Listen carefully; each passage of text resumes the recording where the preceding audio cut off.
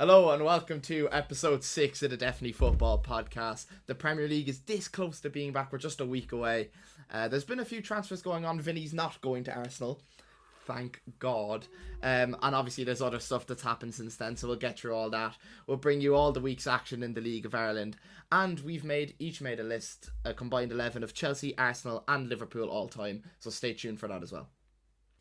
Alright, segment 1 of the pod. Obviously there's been a lot of transfer stuff going on. A lot of noise. More noise than I actually thought. I didn't expect there to be as much kind of stuff going on since we last recorded. But since we have Daragh here, and he didn't get to talk about Chelsea last week, when we got to talk about Chelsea last week, what do you think of Chelsea's transfer window so far? What do you think of what we said about Chelsea? I think,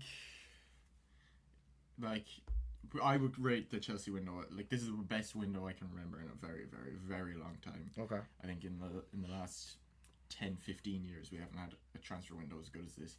Solid 9.5 out of 10. Really? Yeah. We get in an already world-class manager, arguably. I think he probably... Do you think? I think he world probably class? was. If you're going... Xabi Alonso world class? Yes, he's the second best manager in the Premier League. I think he's better than Unai. I don't think you can say that, Ash. I think I can. I don't think. I think it's early. Okay, you have to think about the only league he succeeded in is the German league. And He failed in La Liga. Well, he didn't actually fail. He didn't fail in La Liga. He had the highest win rate for a Madrid manager in the last. Yeah, but 10 okay, years. when he left, do you think Real Madrid fans were like, this was a successful... They should. But it wasn't his fault. It wasn't his I'm not fault. saying it was He his was the fault. scapegoat. No, I'm not saying... No, they didn't say. I'm not they saying... didn't say that. But if you look at the stats, he had the highest win rate of any Real Madrid manager in the last 10 years. Yeah, no, that's fine. But I'm just saying, it wasn't whether it was his fault or not. It wasn't a successful period. It wasn't unsuccessful. You can't say he failed in La Liga though. Yeah. I don't agree with Daragh that he's a top 2 manager in the league at all, especially when he hasn't played a single game as a manager of Premier League football. But Unai Emery, I think, is better. You said the only league he succeeded in is the Bundesliga, but he succeeded in the Bundesliga not with Bayern Munich. Oh no, I'm not. I wasn't. I'm not to. Makes you No, I'm not. I don't want to discredit. I don't want to discredit what he did. I'm just saying he's only done it in that league. Yeah, but let's think. His achievement was unbelievable. Let's think of the other managers who have succeeded in the Bundesliga while not at Bayern Munich, and it's Klopp and Tuchel. Yeah. Well, there's probably been others Well, yeah, obviously, but in recent memory, yeah, Klopp and Tuchel are okay. two. No, I'm not saying because I'm not saying he's not going to do well, but I'm just saying we haven't seen enough of him in different environments to say that. I think he's top 2 manager in the league. And who's first? Unfortunately, Arteta is first. You just gave that to him Not for long. Maybe arguably Unai Emery is up there. I think it's really tight between Arteta, Alonso, and Unai Emery. Oh, I think it is. What's that reaction for?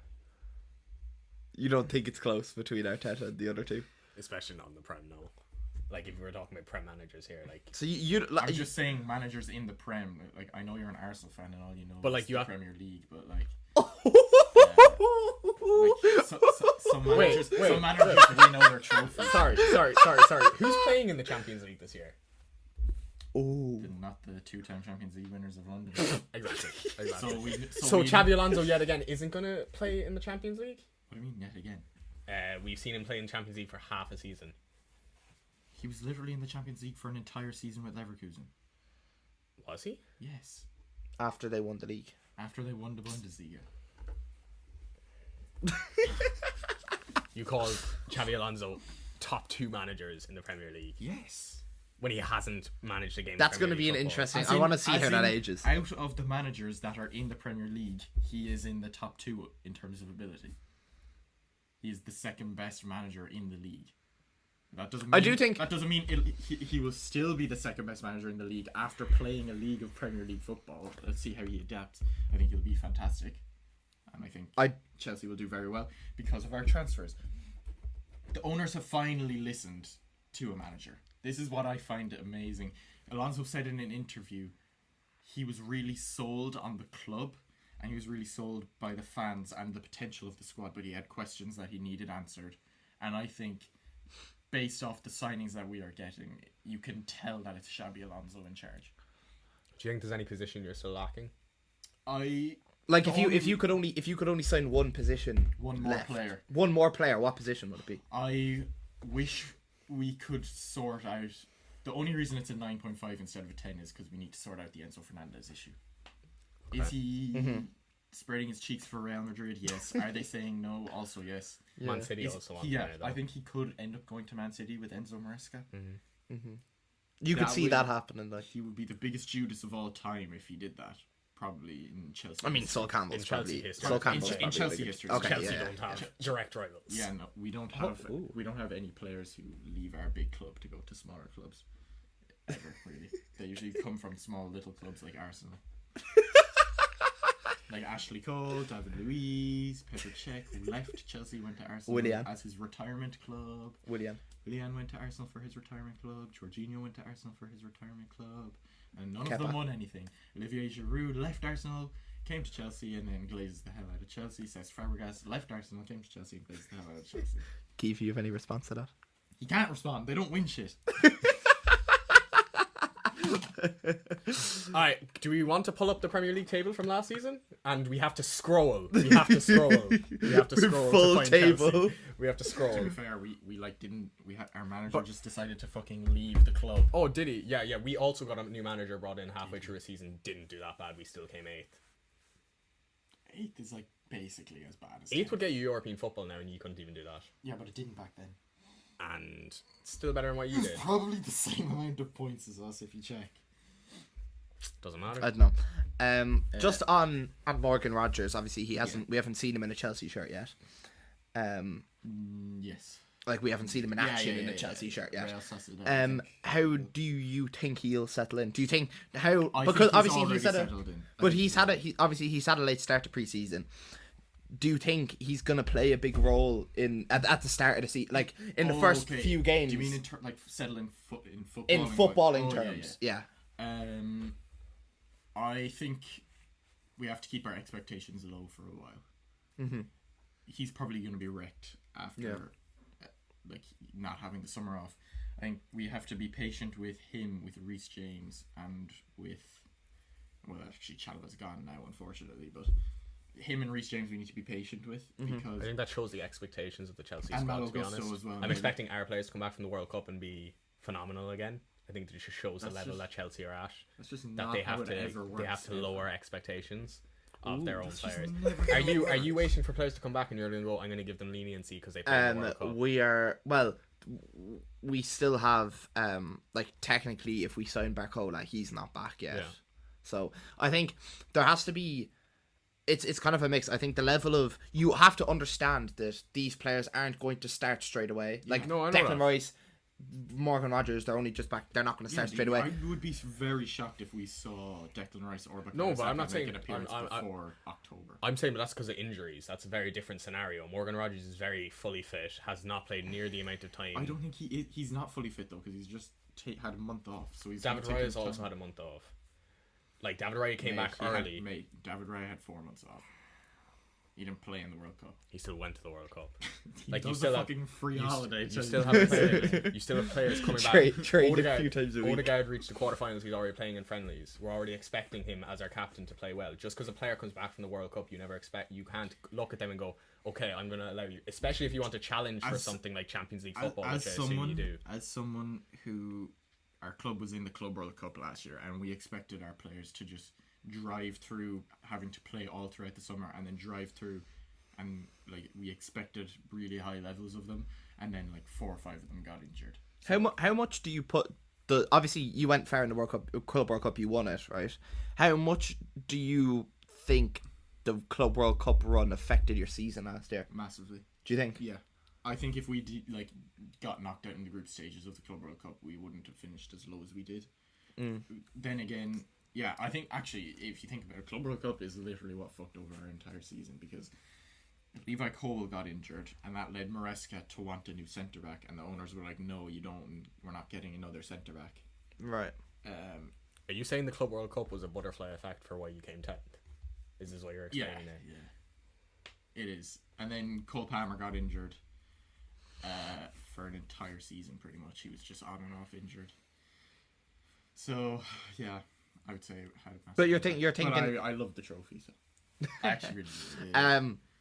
Just on, we obviously touched on, obviously we've already spoken about Rodgers. Welbeck and Henderson. Yes. We were talking about how Henderson's good if he's a squad player and just like kind of in the dressing. But yeah, you saw if he plays 0 minutes, I'd be happier with him as a signing. Yeah. You saw obviously what he said about it and the pull thing, and you saw the whole thing. Where do you lie on those signings, and kind of how, like, do you think those signings have any like do you think because you made those signings that has any impact on quote unquote pull? Also adding to that, like, how happy are you, like, what's in an ideal world, how do you want Henderson and Welbeck to have an impact on your squad? I think never in a million years would Jordan Henderson have joined Chelsea if Xabi Alonso wasn't our manager. That's what I think. Yeah, okay. Because former Liverpool captain, like, we had a massive rivalry with he, especially in that time when he was the captain as well. Alonso. Alonso, yeah. Was Alonso ever the captain, actually? No, it was always Jared. Anyway, when Alonso was playing, we had Alonso was a crucial part for us in the mid-2000s. Yeah. I do think it is, to a certain extent, pull. Like, you're not getting former Liverpool captain unless... Yeah, no, but you're talking about, you've brought in a player for experience, obviously. Mm-hmm. We've also done the same thing and brought in a centre mid with experience, but instead we've brought in a 28-year-old who is amazing in the Premier League and was another club's actual captain. Yeah, but we don't need midfielders. Yes, you do. Not really. Well, if Enzo and Caicedo are both better than Bruno G. Do you agree with that? I don't agree with Enzo being better than Bruno G. At all. If you could straight swap Bruno G for Enzo, that's fucking shocking. Would you? Yes, a million times. No, as in, like, would you, if you had Bruno G, would you swap? No. Okay. No. That's interesting. I think especially for if we're talking about systems here, I think Bruno G will work 10 times. Well, I just mean, like, who's the better midfielder, like? I think it's Bruno G. And you think it's Enzo? It just is Enzo. But, like, it can't just be Enzo. Yeah, it can. Well, they play like two different roles in midfield as well. That is very true. They are very different. Yeah, roles. No, of course. It's like the Caicedo and Rice debate. They don't both play six. Yeah, it is. No, of course. They are very different roles, but Enzo Fernandez has won a World Cup. So. 2-time World Cup finalist. Yeah, but and got carried by the greatest player of all time. So, do we want to keep going here? He's also a racist, by the way. Yeah. Okay. So okay, moving on. Right in. Yeah. He fits right in Random FC. Literally all of our players are black and he's a racist. It's so funny. Yeah, that's oh, Jesus Christ. Might be why he wants to leave. I wouldn't be surprised, to be honest. They all love him, though. Allegedly. Yeah, that's because he's the biggest shitter. It's like all the Leicester players loving Jamie Vardy. Like, I don't want him to go to Man City, but I wouldn't mind if we sold him for 120 million. But, like, okay, if you sold him for 120 million to Man City, what do you do with that? Like, who do you get with that? Scott. You think Alex? Yeah. Scott's the answer. But do you think that's an upgrade? No. Like, why would you do it then? No, it's a downgrade, but you're hoping in the future that it becomes an upgrade. But I think Enzo's still so... I don't know if that's good business. He's like 24, is he? That's that. If you talk about that's food chain at that point, because you're selling one of your best players to Man City to then sign Bournemouth's best player, so you are in, like, below in the pecking order. Well, yeah, Man City are above Chelsea in the food chain. Not if we're getting 120 million for. And yet, Man City are above every other team in the Premier League in the food chain. I don't know about that. Like, I don't know about that. Like, Man City wouldn't be able to come and buy one of Liverpool or Arsenal's players. Verts rejected Man City to come to us. They're not. Yeah, Romeo Lavia and Caicedo rejected Liverpool to come to Chelsea. Yeah, but they didn't reject. Morgan Rogers rejected Arsenal. No, Caicedo reject. He just didn't reject us. Caicedo rejected us because he's a fucking boyhood Chelsea fan. Yeah. And he like promised his mom you'd go to Chelsea. Yeah. So it wasn't food chain. That's like Eze rejecting Spurs, like. And then Lavia's just a silly donut. And you can see how that worked out for him. Yeah, that was. It's not gone well. Can't believe 66 million from a relegation team. That's crazy money. Like. He was worth the money at the time. definitely worth. That was a really, at the time, really isn't good big. signing. Yeah, but At he the has time, never been worth the money since. Hasn't played. And 50 games. he's had like 3 years now. Yeah, I know. Hopefully this year. If he doesn't get it this, a lot of Chelsea fans are getting very impatient. If he doesn't like play phenomenally this year, he's gone. I saw something interesting. Lavia played 90 the other day. Yeah. And in Xabi Alonso's interview, he said something like, Lavia has a mental block for playing 90 minutes, so he just left him on to get knackered. Yeah.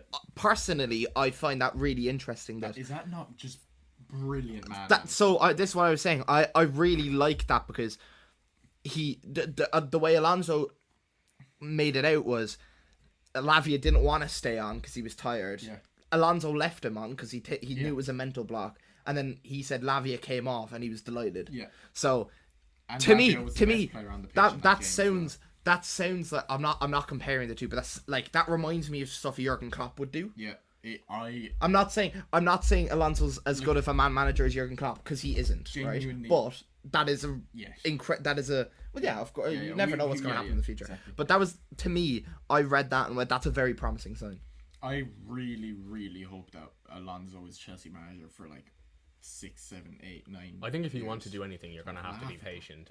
And like I think give him at least a year or two. Even if we are you need longer. You need to.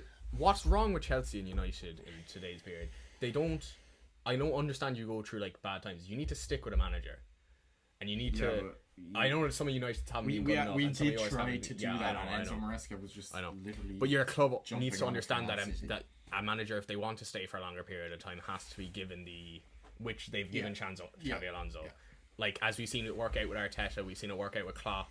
Like, you just need to let it all work out, exactly. Let them build their own, what they want with the club. But even with that, that's what I'm loving about this window is like, we would never have signed Pep Chavaria or whatever his name is under any other manager. We would never have signed Danny Welbeck or Jordan Henderson. Mm-hmm. Way too old. You think they're Alonso 15 signings? Years, 100%. 100% Alonso signings. You could tell by like the rumors that were going around, Alonso wanted like a really, really senior figure in each like significant positional group. He wanted John Stones. Unfortunately, he went to Italy instead. Yeah. He wanted Jordan Henderson for midfield, and he wanted Danny Welbeck for up front. Yeah. So now he has like a really experienced key leader in every position of the pitch, and hopefully that means no more stupid red cards, no more crapping our pants and losing 2-1 to Burnley after a stupid red card from Wesley Fofana. He is shocking, by the way. Our mature, he's not. He is so bad. He's just not. You actually just don't watch us play. You can't say he's shocking. Daragh, he's so bad. He's not. He's not at all. Is he worth the money you paid for him? Not at all. Yeah. Okay. No defender is worth 80 million. million. To be fair, you don't have to live up to an 80 million price tag to not be bad. I'm in the middle of you two. I think Wesley Fofana is like I'm not saying he's amazing. Shocking is the worst adjective possible for him. He's really inconsistent. He is good. He's really inconsistent. On his day, he's probably the best defender in our club. But I'm saying he's inconsistent. As in, he'll play one game and you look, Wesley Fofana's been pretty decent today, and the next game you watch him is Wesley Fofana's been all over the place. Yeah. And that's always been his issue to me. But I think as a centre back, you can't be like that. It's because Kanate was like that, just to a higher standard. It's because of the injuries. Like a lot of people said, he didn't have a good season. Yeah, he still plays like a 21-year-old centre back because he's been injured so much since the age of 21. That makes sense. I can get behind that. You can just see the lack of game time in his gameplay, which is just unfortunate. Well, another centre back. What do we think of Araujo? We're going to move on to Liverpool. Yeah. So 2 things have come up this week with Liverpool since we recorded. First thing is Araujo, obviously. I've seen a lot of negative reaction from Liverpool fans and positive ones from Barcelona fans. But okay, I get it, right? Because obviously Ronald Araujo 4 years ago, 5 years ago, 6 years ago was this top centre back, right? In the last couple of years, he hasn't done it for Barcelona. He's been very mistake prone. And obviously Liverpool fans have reacted negatively to that, which I get, right? But what you have to understand, and I'm talking to Liverpool fans here when I say this, is he's a low risk signing. If worst case scenario, right, we start him against like Newcastle first day or like second game of the season, third game of the season. We start him for like 3 games, and he's not great in any of them. We end up starting Xhaka, and what ends up happening is Araujo's an experienced backup for the rest of the season, right? That's not the end of the world. I trust Jeremy Xhaka. I trust what I saw of Giovanni Leone, and I trust Joe Gomez when he stays fit. So I don't need Araujo to be this top centre back, in my opinion. Not that I don't want him to be, but I don't need him to be that because I trust other of our centre backs, Xhaka mainly, to fill that void when they need to. How can you trust Xhaka when you've never seen him do it in any way? Because he had a very good season in Ligue 1. He was very highly rated at Rennes. A lot of other teams wanted him, including Chelsea and Man City. Was he not a signing for his potential rather than his ability now? Like, what is he, 18, 19? No, he's about 20, I think. Yeah, but like he was he was a signing for his potential. He wasn't a signing for. But he is right now. I understand that, but equally, look, obviously Araujo hopefully will be able to be in the position where he can start most games. Like, in an ideal world, Araujo can start most games at centre back, right? But I don't think there's anyone better to start next to a young centre back than Virgil van Dijk, and I really trust that. And it's always happened. The only player it didn't quite work for, was like Dejan Lovren, where Van Dijk wasn't able to elevate him. When he started next to Matip was really good. When he started next to Joe Gomez, it was the same thing. Ibrahima Konate, he did the same thing. I trust that in Andoni Iraola, I trust in what Iraola's saying about Jeremy Xhaka, and I trust that Van Dijk will be able to guide him through the start of the season. But what I'm saying about Araujo is you can't. He's brought in as a stopgap for a year, right? Minimum, right? If he has a great season, great. How much is the buyback? How much is the buyout? 55 million euros. So it's 40-something million pounds. Okay. Look, if he's great for the season, we buy him, fine. 40 million for a great centre-back is cheap enough, right? But we haven't brought Araujo in to rely on him hugely. He's not going to start every game. We have other centre-back. Exactly. You have to understand the role that Ronald Araujo is going to play in our squad. And look, I'm not delighted at the way Barcelona fans have been reacting incredibly positively. But equally, I'm gonna wait and judge myself. Yeah, I'm not gonna write off one of our centre backs just because other fans have It's like Man United bantering us when we signed Garnacho. Like, you have to wait and see. The example I'd use is Cody Gakpo, right? I don't think Cody Garnacho's an example there, man. It wasn't even bad for us though. Like, you sold him the next season. Yeah, for profit. The example I'm going to use. We actually need to get on to how Chelsea. Whatever you say about us, you cannot slight our business. Our business model is perfect. I was quite positive last week about what you. Anyway, continue. We'll get back to that. All I'll say is the example I'll use is Cody Gakpo, right? Cody Gakpo had a poor season last year. He's still a good left winger. If we sold Cody Gakpo tomorrow, all over Liverpool Twitter, a lot of people would be fucking buzzing, right? That shouldn't be the reaction to that, though. Do you know what I mean? I'm not saying that Barcelona fans are wrong for that reaction to Araujo.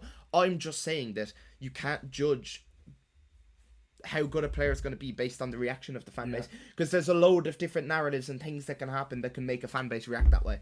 So I just think we have to give Araujo a chance.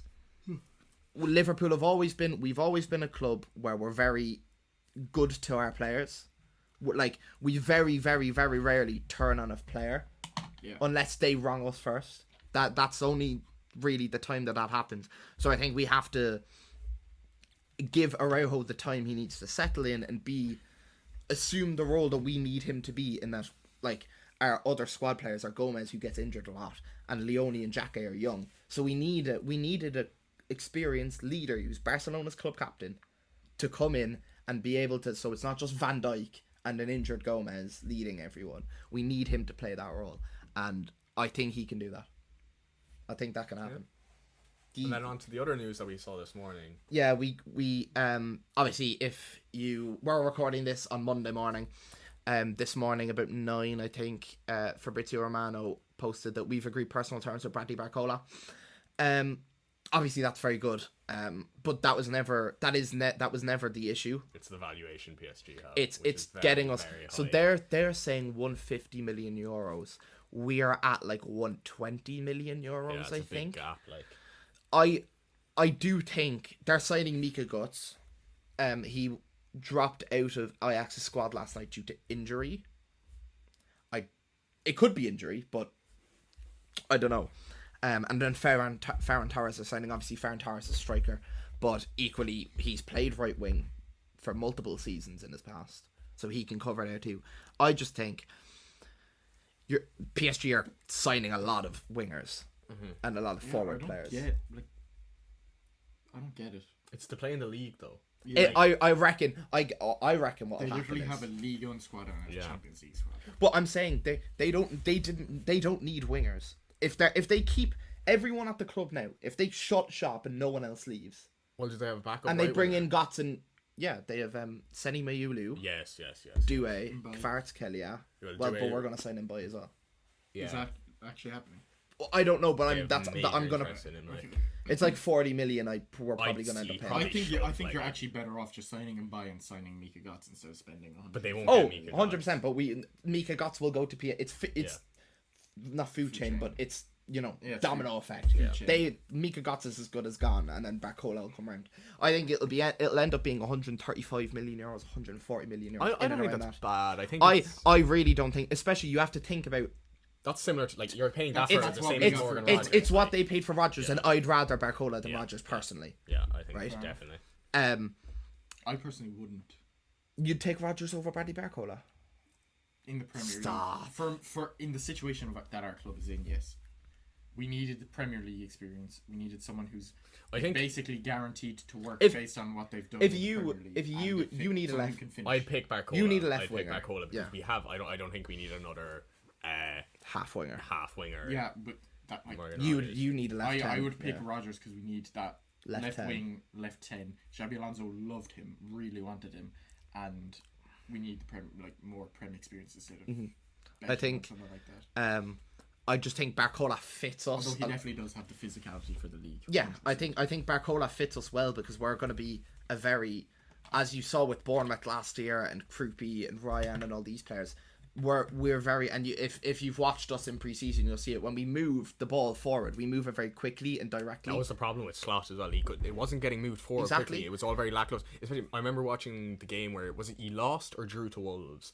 At the back half of the season. Oh, we conceded last minute. We lost. I think. And if you watch, it was them who lost to Wolves. You drew. Wolves. Oh sorry. 2-2 with Wolves. No. We lost. I'm pretty sure we lost to Wolves. I'm 90% sure we lost to Wolves. Yeah. Oh yeah, you lost and you drew. I'm pretty sure we lost. We conceded in last that, minute. And you lost to Burnley as well. So it goes around in circles. And you came 10th. So. But let's get back to the. I can't wait for this season. He just went you said any people on Star goes. Yeah, get back to that game. But you could tell that the system wasn't working especially watching Liverpool. Liverpool play fast-paced, build-up football a lot of the time, where it's not. I think that's what we're known for. This heavy metal. Football. I think a lot of the time, a criticism on Shot is you couldn't tell what style of football he wanted to play. A lot of the time, 100%. A lot of the time, you couldn't tell what style of football the team wanted to play, and it was all just a reflection of his tactics. I think Iraola was going to suit the players you have a lot better because I think that's how Slot wanted to play, but it just didn't work out. Yeah, I think the problem with last season was there was a lot of moving parts. We had a load of new players. We had a new system coming. Because in the year we won the league, Slot was basically using Klopp's tactics roughly, right? It was basically the same. So you're bringing in new tactics. You've a lot of new players. You're selling a lot of old players that won you the league. And we had a lot of injuries. All that just kind of exploded in our face. And Slot wasn't able to... And Slot wasn't able to deal with it. He couldn't deal with it, and he wasn't a Liverpool manager. He didn't have the I'm not attacking Slot's character, but he didn't have the bubbly personality that a Liverpool managers do have. Yeah, you look at training without shorts on. Exactly. Yeah, you look at Benitez, Klopp, even you go back to Bill Shankly, Bob Paisley. These are all big characters, and faces of the Premier League. Slot's never becoming the face of the Premier League. But he's too quiet and in himself, and I'm not saying that makes him a worse manager, but it doesn't fit Liverpool. Yeah. And I think Barcola, he's a very direct player. He's very fast. He's very skillful. He's a bit, I just think that fits what we're trying to do a lot. I think he's like a winger version of Ekitike. I know they have the same vibe. I'm not saying they play like each other. I'm not saying they play like each other. They're just like the same vibe of person. I think. Just before we move on to Arsenal, Curtis Jones was left out of our squad the other day. Areola said it was a precaution. I don't know how much I buy that. After one of our pre-season games, him, Tsimikas and Szoboszlai got into it about the captain's armband, because Szoboszlai gave it to Tsimikas and not to Curtis Jones. Inter Milan are upping their bids to like 35-40 million now. I can see him floating out the door. Look, it's not amazing. I think you shouldn't sell him for pure squad depth. I think you need the extra player. Well, if we sell him, we're probably going to sign someone else. But I just think he's a homegrown player. Like, I like him. It's probably, we've probably got to the stage now where the situation's too sour to keep him. Now, I'm not in the dressing room. Maybe it's not nearly as bad as it's being portrayed, but it's probably the right decision to sell him at this point if it's as bad as it's being made out to be. But I'd be sad to see him go. He's done a lot for us, and he's a Scouser, and he's always cared a lot. But it's just coming to an end. It always, like, I don't know. It shocks me how little the like rival teams sell their players for. Like, I don't get how you would be happy with taking 35 million for Curtis. Because he's not, like, you can't sell him for more than that. You can. You absolutely can. If you're just like, nah, we're not selling. And if Inter Milan really want him, they will pay higher than 35 million. We sold Trevor Chalobah for 35 million. Yeah, but like we have absolutely zero leverage in that situation. Yeah, but he wants to leave. He's homegrown, so that it would be pure profit. We have no leverage to sell him for. Do you think Curtis Jones and Trevor Chalobah should be the same value? No. Yeah. No, exactly. But Como, like, it's different when Como's, but like we got them up from 15 million euro to 35 million. I don't think we're going to sell him for 40 million, but that's their new bid, and I think it's going to end up being like 50 in the end. Yeah, that's much better. And look, I don't want to sell him. In an ideal situation, Areola and like Jones had big beef with Slot, and hopefully seems like a bit of a diva. In an ideal world, look, he got mistreated a lot last year. He didn't play nearly as much as he should have. But it's a new manager though. No, yeah, absolutely. But I just think he's like, I think last year made him like not fall out of love with the club, but you know what I mean. Like his relationship with the club got tampered a lot last year, and look, hopefully the Areola can fix that, but maybe he won't. We've been dancing around the main big news since we last recorded. We haven't touched on it yet. Wait. Morgan Rogers. Bradley so okay, wait. Let's do this now. Bradley Barcola to Liverpool. Yeah. Morgan Rogers to Chelsea. And then we've got like Araujo to Liverpool. Yeah. And then like Chelsea are signing Palestra and like Chavaria, and then Arsenal are signing Vinicius Jr. And oh no. Oh, okay. Oh no. Let me ask the last time Chelsea were in a race to sign one of the best players in the world. Shevchenko, probably. So 20 years ago. No, that is. Give me a second to think. Wait. We go back to 2012. Chelsea had just won the Champions League, and Eden Hazard was going to Arsenal. He one of the best players in the world? No. Eden Hazard at Lille is nowhere near the level of Vinicius Jr. at Real Madrid. He means signing someone when they're the best, one of the best in the world. They're the best in the world. That's why I said Shevchenko. Like Vinny Jr. is the best left winger in the world. Well, he's top two. Like you got. There's barely any left wingers around. Okay, but he is like one of the best attackers in the world. We've probably never had like the best player in the world. Shevchenko, he won the Ballon d'Or like 2 years before he said. Yeah, I suppose. So if Vinicius Jr. isn't the best player in the world either, like. No, but he's one of the best attackers. But like, in the world. I don't think we've ever had someone. Yeah, so I think. But when we're signing them, I think us not signing Vinny has probably messed up our transfer window a lot based on who we probably. Because you were hanging your hat on that. Yeah, but I think the fact that like. If 6 years ago, not even 6 years ago, 3 years ago in like 23, 24, 22, 23, someone said to me, oh, in 3 years' time you could have a major shot at signing Vinicius Jr., I wouldn't believe them. And I think do you not just see how it was literally purely just for contract reasons? it doesn't matter if it's for contract. It's That's the what I said. That's what I said last week. But well, no, I didn't say it was fully contract reasons. But what I said last week was. Let's pull up the clip. He says, "Oh, thank you, Chelsea. You're signing Morgan Rogers, and we are getting Vinicius Jr." And now you just can't even say that because you're not getting Vinny. I'm gonna edit this. I'm gonna try find where he said that, and I'll put it here so you'll see it in a second. I personally would have loved Morgan Rogers at Arsenal. I think now if we go and have, I think even the shot of Vinny though is like better than getting Morgan Rogers. I think the sniff of the possibility of Vinny. But I think if like the fact that we're even at that level that we can be used for contract renewals like that, it's a level above. Like, why didn't he choose a different Prem team? Like, Liverpool need a left winger. Because Barcola was. But when that came out, you weren't looking at Barcola fully. You had him on a name list. You weren't. But we're never spending like 170 million on a left winger. You're spending 140. Like, you're gonna have to spend 140. So it's like. Yeah, but it's 30 million difference. Like. Yeah.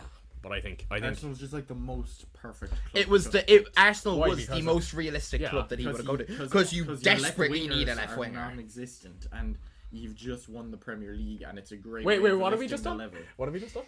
How many Champions Leagues do you have? Okay, sorry. What if we just? You can never chat until you win. We have if you say you double how many league titles you have, we still have more. Okay, say you double how many European trophies you have, you still have 0. We actually have 2 European trophies. What European trophy? European Cup Winners' Cup. Come on. That's like me saying the Club World Cup. The Intertotal Cup. The Intertotal.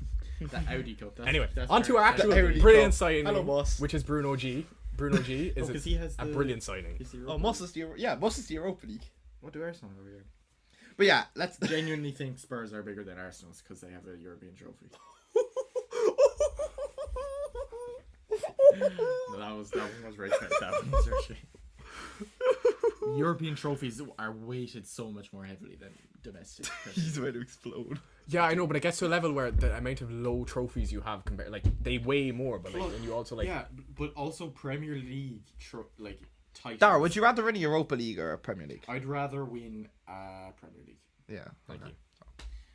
I would also rather win a Premier League than win 4 First Division titles 100 years ago. Why does that matter? Because why does it matter when Premier League is a way higher level than the First Division was. First Division wasn't. So then why didn't you win a load of First Division titles? Because we were not as good back then.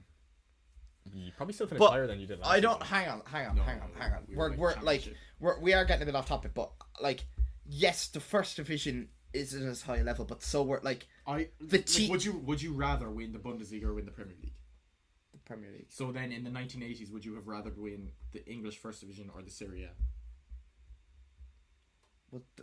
What?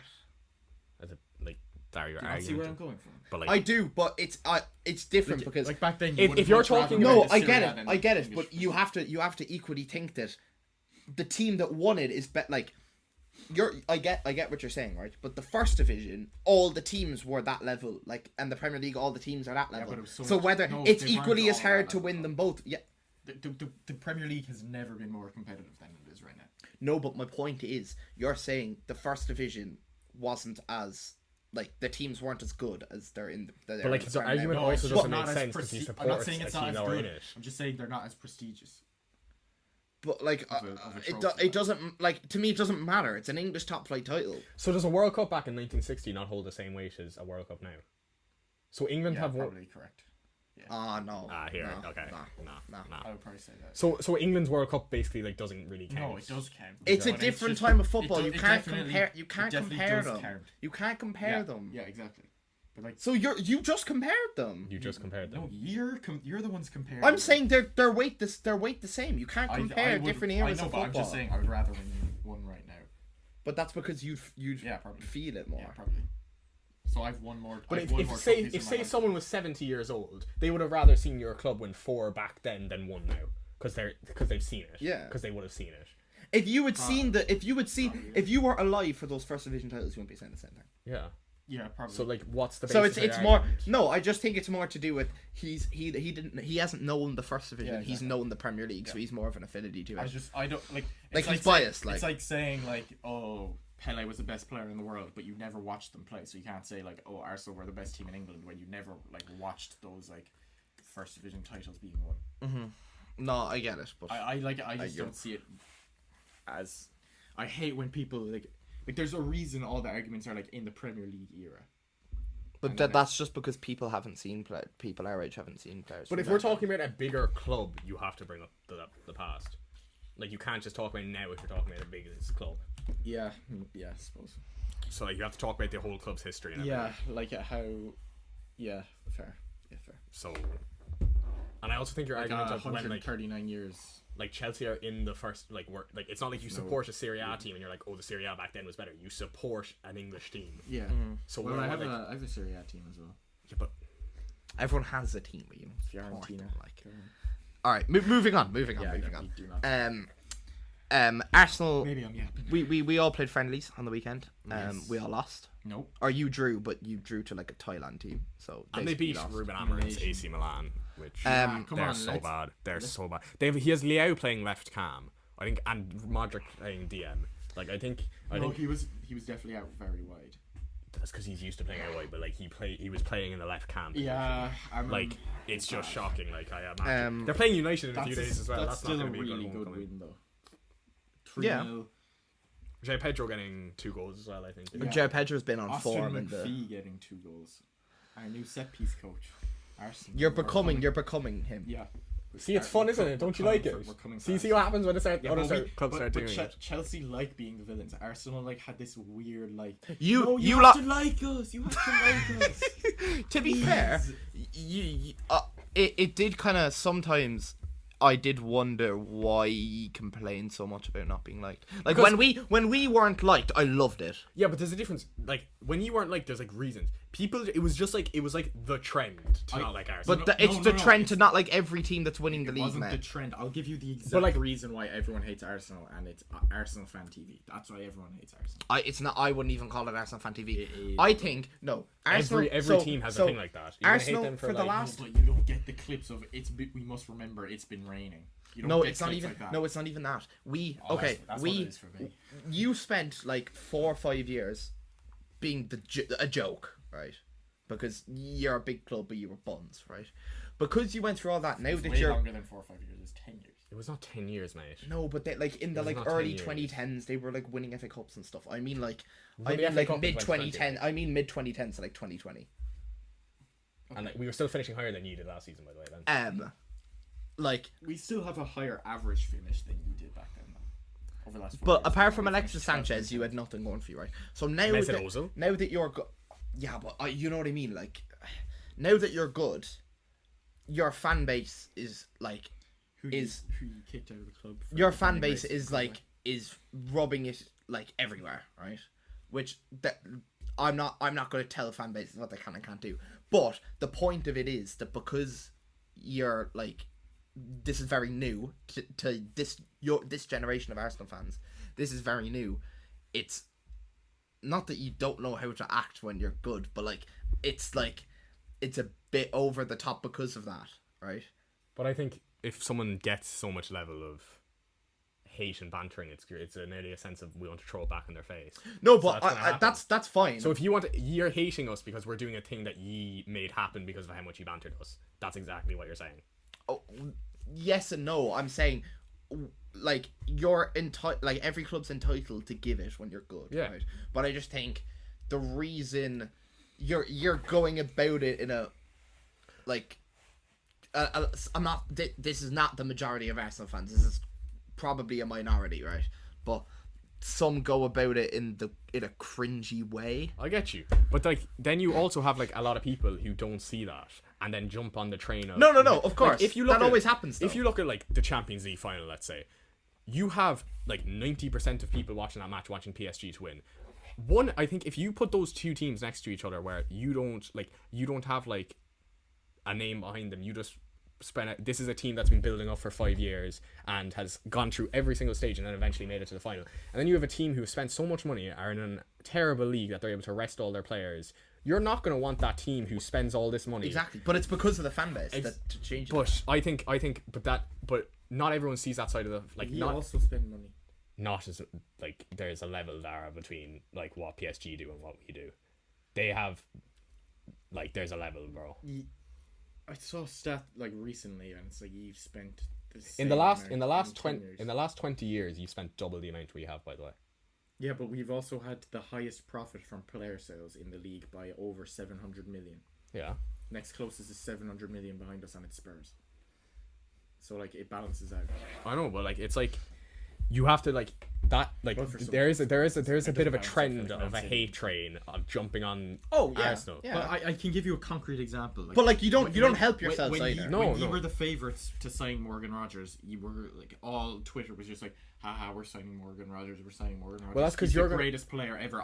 You're going to interact with them. I don't even want Vinicius Jr. when I'm going to get Morgan Rogers. But Daragh, you're going to interact with those, so you're going to see them more. Like I don't see half of that bullcrap on mine, and I like actively have all Arsenal stuff, but I don't see all that because I don't click into it. I don't look at the replies. I don't look at any of it. I just scroll past it. So you are actively, because that's what gives you enjoyment. I know, but you don't care about any Arsenal thing that's actually like informative, or like you only care about like I only see like stupid stuff by United fans or like Liverpool fans or Chelsea fans. Yeah, I suppose. So that's what you're looking at. So then, average person, what's going to happen? They're going to look at that stuff on Twitter of Arsenal. They're not going to see everything else of Arsenal. And then what happens? They're going to start posting about Arsenal like that, about what they're hearing. Then people are going to jump on that trend of hating Arsenal because they're saying things like that. When it's that very minute group that only it's like when like the Irish Liverpool fan, I forget his name. Was it Paddy Murphy? No, what's his name? Jonathan Morley is all over TikTok because he's being an idiot. It's like that, like, do you know what I mean? And everyone's hating on Liverpool fans because we all just see this idiot on the internet. So I basically agree with everything you said there. I think it, and I find it with Liverpool fans too. People will see, like, when you're your own fan base, and you'll find it with Chelsea, right? When you're your own fan base, you're going to see loads of stuff from Chelsea fans, and I'll see loads of stuff from Liverpool fans, and because you follow accounts that are like, you know, are reasonable, but also because you're in that 95% of the opinions you'll see are like rational Liverpool fan opinions or rational Chelsea fan opinions because you're in the fan base. But the tweets that blow up and the stuff that will blow up past just the fan base group are stupid stuff most of the time. Because it's not just Arsenal fans interacting. So the tweets that do well and the Instagram posts and the TikToks that do well, that reach outside of the fan base and reach to other football fans, will be stuff that's stupid because that's what gets them. Like, everyone's seen the clip of like Rory saying, oh, the 22-23 Arsenal team, if they win the league, are like, but like no one's gonna see like all the Arsenal fans saying this isn't true. Look at our TikTok. Yeah, like our two best TikToks that have done on TikTok is you saying you do better than Roberto Martinez and you saying Havertz would be top scorer. Yeah, like it's idiot. It's the stuff that's aged the worst, or like the takes that are seen as the worst, are the stuff that does the best. So like that's why I think it is a massive trend to hate on Arsenal. I think, but it happens every club. I know. I think especially I think the Champions League final was a massive reason. Or example of why of how that is happening, because if it's like another team, like let's say Munich in that final, you're like, okay, this is okay, I get why people want Munich to win. PSG don't understand in the slightest. You have a player playing 9 league games and winning player of the season in their league. You have people playing like under 1,000 minutes in their league and then playing the Champions League. I think starting to hate PSG now, but as soon as they're coming up, I have a reason to want PSG to win over Arsenal though. Yeah, you're rivals.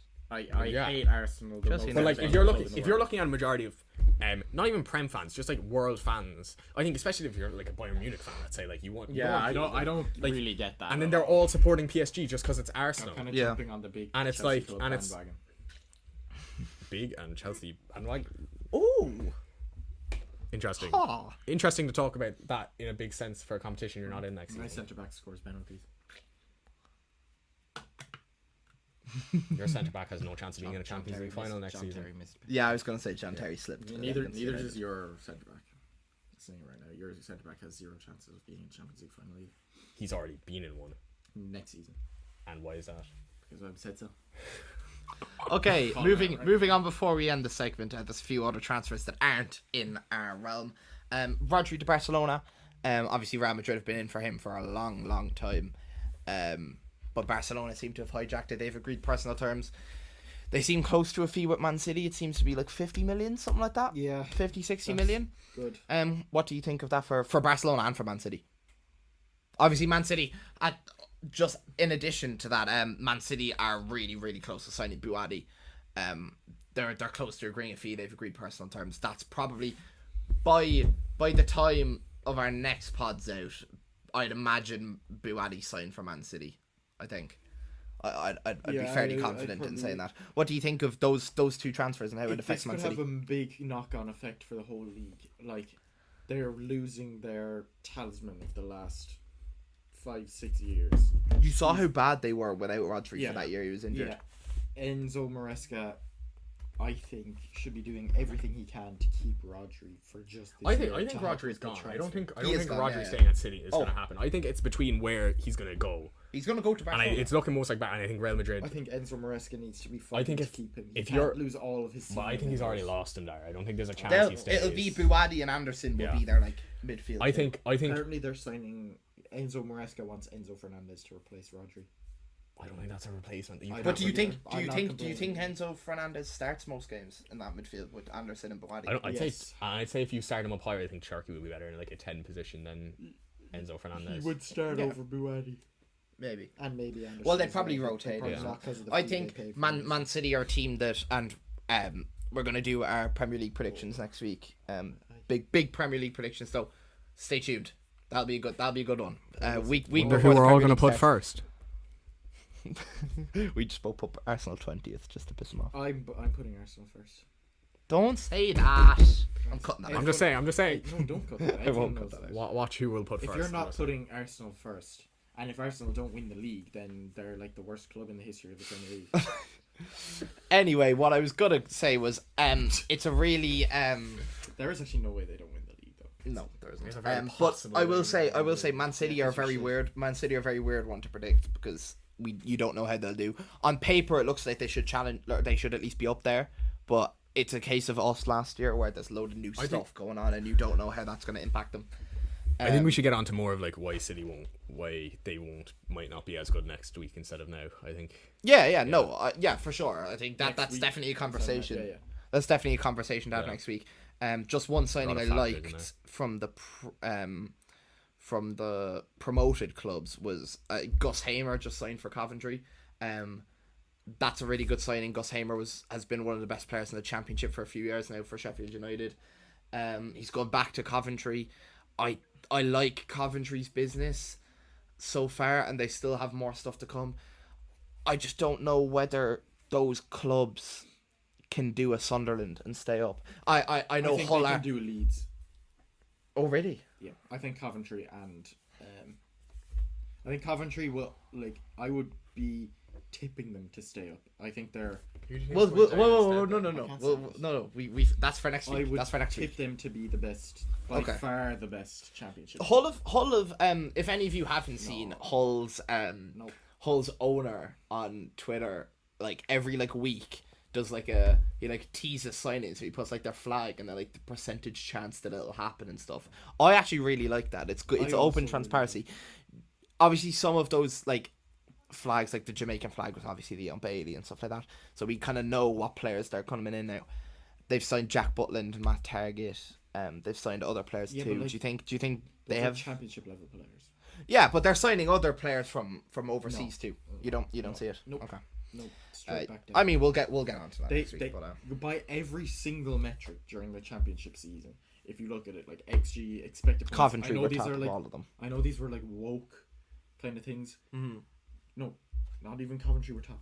Hull City were in the relegation zone for expected goals against, and expected points. And their manager did a big job. Their manager did a big job for sure. But we'll get on to that next week. We'll get on to all the relegation clubs.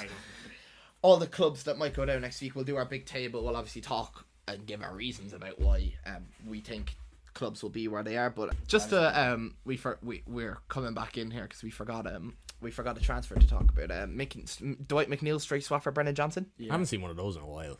I think that's bad for Crystal Palace. Crystal Palace are missing out on that. I don't know what they're doing. But Brennan Johnson's done absolutely zero for them. Yeah, but who the hell is Dwight McNeil? Do you get me? Obviously I know who he is. But my FM save, the first thing I did was sell Dwight McNeil. Right. Okay. How much did you get for him? He refused to leave. So I just don't rate either of them. I think both sides will just be I don't think I could see Dwight McNeil maybe being good under your man Saj. What's his name? It's either Laj or Saj. Saj. Yeah. I could see him doing a decent job, but like I don't rate either of them. So I just think I guarantee you in 2 years' time you'll look at that swap and go, it just didn't work out for either. I rate Brendan Johnson. I don't. His confidence is on the floor at the moment. I feel bad for him. But I think he was actually good for Spurs, and then they just hated on him for like, kind of like, I don't know. Well, he left in January. Similar like Garnacho kind of reasons. Like yes, he was a Glasner signing though, Johnson. Yeah. Like, he was a lot better than Garnacho, but he was hated on because of his like attitude on the pitch rather than anything else. Yeah, I just think I don't know. I don't see it working out for either of them, to be honest. But Premier League clubs like Pokemon at the moment, though. 4 out of 20. Maybe he'll end up doing the whole shebang by the end. Nah, he will never be a Chelsea player. Okay, yeah. There we go. That's all the transfers we have. That's all the big transfers we have done. So maybe there's some done by the time you're watching this. Obviously next week is the Premier League prediction show with all the tables and stuff. But if Barcola's been announced or something like that, if something's been announced, he's brought up by Barcola being announced 4 times now as an example for a transfer. Shit. Is no other transfer gonna happen, bro? Is there going to be no other transfers? We can take it outside right now. If Rodri to Barcelona has been announced, we'll obviously cover that and stuff. But next week will be mainly about the upcoming Premier League season. If you have any questions you want to answer, maybe leave in the comments somewhere. But that's that, and we'll move on to the LOI recap section now. We've got little 11 after you, so stay tuned and see you later.